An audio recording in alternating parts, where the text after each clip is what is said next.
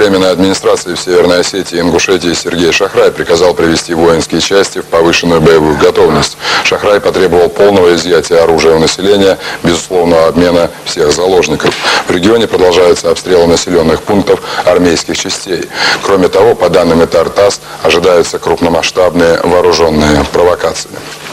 Сегодня Сергей Шахрай издал приказ о приведении в повышенную боевую готовность российских воинских частей в зоне осетино-ингушского конфликта. Как сообщает пресс-служба Совета безопасности Северной Осетии, обстановка в пригородном районе республики во Владикавказе остается сложной. Не в полной мере соблюдается распоряжение главы Временной администрации об изъятии оружия, возвращении заложников и разоружении вооруженных формирований.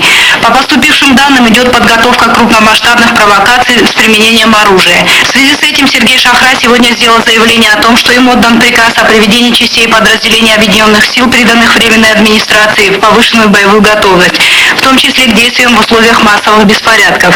Сегодня в районном центре Октябрьской состоялась встреча главы Временной администрации Сергея Шахрая и других официальных лиц с жителями пригородного района.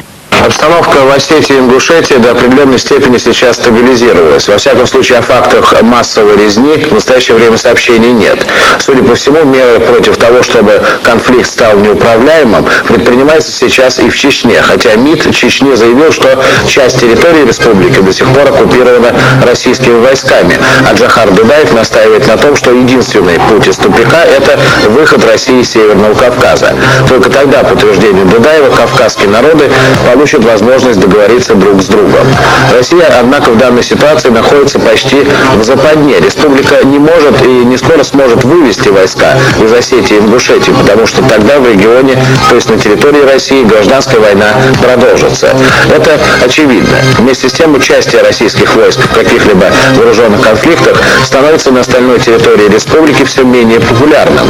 Националистические и изоляционистские настроения в России в последние недели усиливаются. Вероятность сохранения напряженности в осетино-чеченском конфликте может привести к дальнейшему росту национализма в Центральной России. Второй фактор подобного же рода – это начало притока в Центральную Россию русских беженцев из других зон напряженности, таких зон, как Таджикистан и Средняя Азия в целом.